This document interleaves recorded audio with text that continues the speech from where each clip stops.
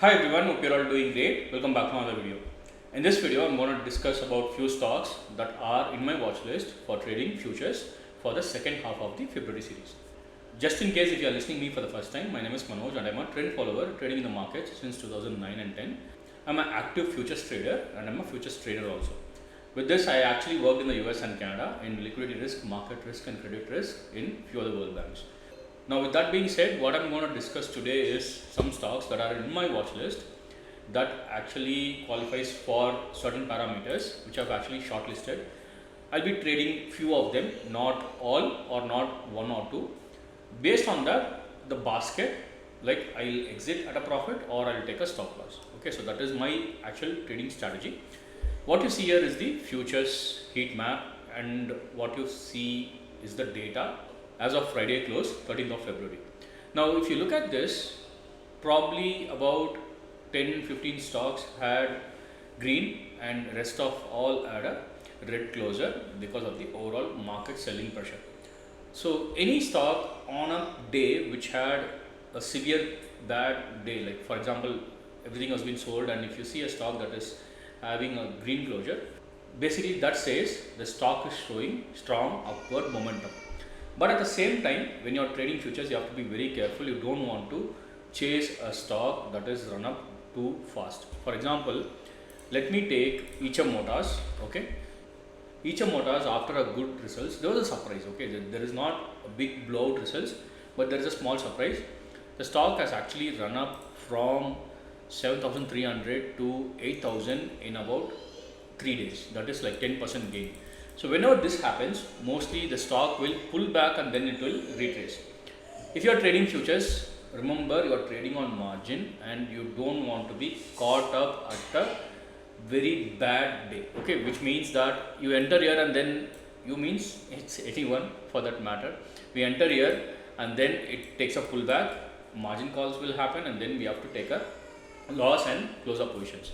So whenever there is a blowout rally, always wait for the pullback. If there is no pullback, we have other stocks. We are not trading options, Nifty options here, where the only option for us to trade is Nifty. We have 218 stocks that have futures. If not one, we can always choose the other. So always remember, whenever there is a bad day and if you see certain companies are in green, that shows that the stock is having a at least showing strength for the upside momentum. Now let's take example of HIL, right? Hindustan Aeronautics Limited. On a bad day, the stock closed in green. So this indicates that the stock can move further upside. So this is my first point of stock that I will actually look into, rather than chasing strong, runners and getting caught up in the pullback. I will look for setups that are close to support zones, and from there it can actually raise up. So those are the stocks that I actually focus on. In the meanwhile, I have other companies also in the watch list which I'll show you. So I'll trade few of them as a basket. Coming to the first company that I have in my watch list is Bajaj Finance. Bajaj Finance certainly does not qualify for a buy as of now because of the run up from 900 to 1025 in a short period of time. I'm expecting a pullback.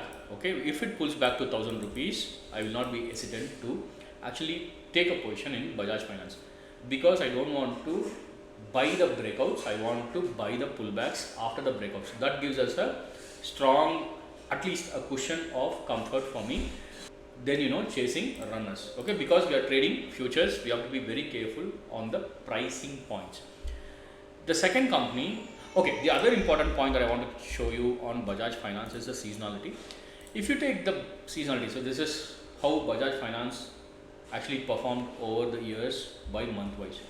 Look at this, February hardly had any reds at all. So most of the Februaries are in green. The reason for this is very simple. The October, November, December quarter results are generally published in January, and February has a run up. Okay. Now if you see, on an average it says 3.2% run up can be expected in February.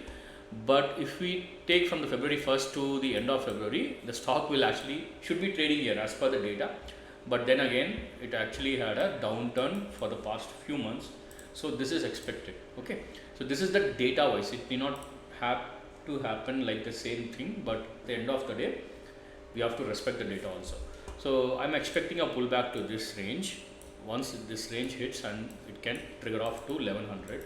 So that is where I'm waiting, put it in my watch list, patiently wait until something happens in Bajaj Finance. The second company that I'm tracking for the last 2 weeks of February series is Bajaj Auto. Bajaj Auto has taken, it did not move the way the other auto companies moved. For example, TCS Motors actually moved 35% after the GST rebate as announced. Hero Honda Motor Corp moved up 40% after the GST announced. Maruti Suzuki moved up 25% after the GST rebate was announced. GST rebate was announced somewhere in this scandal, I think some of this scandal, that is where GST was brought down. After that, Bajaj Auto did not move the way it should have. It went up sideways and then it broke out and then it came back. Now it has taken a support and then now it's trying to move. So most likely it will find the zone around 9650 and then it will move to 10,000. So that is where my line is, if you see. After 10,000, it will go into round figure marks, which is this area 10,600, 11,200, 11,800 and finally 12,200 based on many parameters. Every month there will be auto sales figure, okay, and then quarterly results, if there is any expansion, any new models being popped up. So all these things will trigger the stock price. For now, I'm expecting a small pullback to 9.5 where I will create my future positions. So this is the second company that is there on my watch list. The third company, which is, I already have a position here, I created on Friday after 3 o'clock. Why after 3 o'clock? Mostly whatever the selling was done, it will be done before 2:45, and whenever there is a breakdown day, okay, days like this, if you see, by 2:45 the stock would have been trading here, but it's been like trading here, most of the selling is done and it's like, the stock is already dead. So that is where I've created the position. There are several reasons for the stock to actually fall. First thing is gold prices corrected sharply last week, it fell down 8%. And then the second reason was overall market selling pressure on Friday. And the third is like the expectation of the stock was too much, and then the results was actually good. If you compare it with other companies, results were really good. There was a 13% surprise and still the stock has fallen. Mostly it will find a support because on Friday there was 29% of stocks that has been delivered over a 3-month high volume. Okay, the volume that has been traded last Friday was actually not even 3 months. From September, if we take, right, this is the highest volume in about 6 months, and 29% of all the stocks has been delivered. So mostly it will find a support around this range and then it will pull back to this area, which is 3.9. So that is where I'm planning to exit. And let me put up a horizontal line for my purpose. So this area is where I'm looking at 3850, probably about 230 points. I will exit my positions over here. I have about 15 lots in Multiplex Finance. Okay, so this is my third company. I already have a position. The fourth company that I'm actually trading, tracking very closely is Trend. Okay, so Trend, there are like two things that you need to know. Whenever management commentary happens, they will say that we have issues with footfalls, margin pressure, competition, this and that. So on those days, the stock will correct like anything. So this is management commentary day. There's a big gap down, and let me show you another management commentary day. So this is a management commentary day. There's a big gap down with a lot of selling pressure. Okay, why I'm saying this, if you are holding futures and if you are on long, then look out for management commentary in companies like this. For example, semiconductor companies, Keynes, Dixon, PGEL, CG Power, they give like management commentary to all the brokers, and based on that the targets will be revised. Based on the information, the targets will be revised, and based on the targets, market will panic or market will gap up. We don't want to be on the wrong side of those events. Okay, so that is very important when you are trading futures. We need to look for factors that can affect the positions MTM overnight, and this is one strong reason for you to skip whenever there is a management commentary. And then you see earnings, always take the positions after the earnings, especially in futures. Don't play with earnings. If there is a bad earning, and then Multiplex Finance, right, so earnings was good but the stock actually gapped down. whoever is long on those days now have to adjust, and the adjustment, the stock has actually fallen 12%. So they need to probably adjust 4 to 6 months to come out of non-loss scenario. Okay, for all these 480 points to capture, whoever is living long on this day, all the 480 points to be captured, it will take 4 to 6 months of vigorous trading in this one stock. So based on like these things, like events, we have to skip trading futures. Okay, and if you see, my structural zone is this candle. So this candle, this was the actual candle. This structural zone was broke out on that candle, and then the very next day management commentary pushed the stock down. So this candle is broken, I'm expecting the stock to hit this range, which is 4,900. But for this candle to break, it is 4,400, another 150 points, 200 points, then I will actually enter longs on trend, okay, to look into 4,900 targets. So this is my fourth company on the watch list. It might not happen one day, it might not happen in February series, it might not happen in March series also, but still I'm looking at this for the month of February.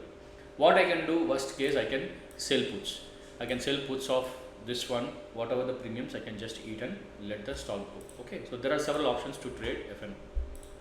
The final company that is there in my watch list on Friday, when the market was actually panicking, this closed in green, indicating a mild bullish momentum on the upside.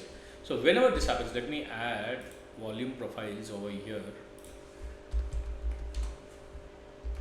indicate where the stock mostly traded and what is the point of control. So if you see here, right, if you see here, the point of control is somewhere at 4470. This says over a period of last 1 year, the maximum number of stocks has been traded at 4470. That is where the market is comfortable for this stock. Whatever the news that has pushed the stock down, I don't know. If you know, leave it in the comments. But the stock as such, the people's mentality as such, emotions as such, is comfortable around this range. That leaves us 5% upside.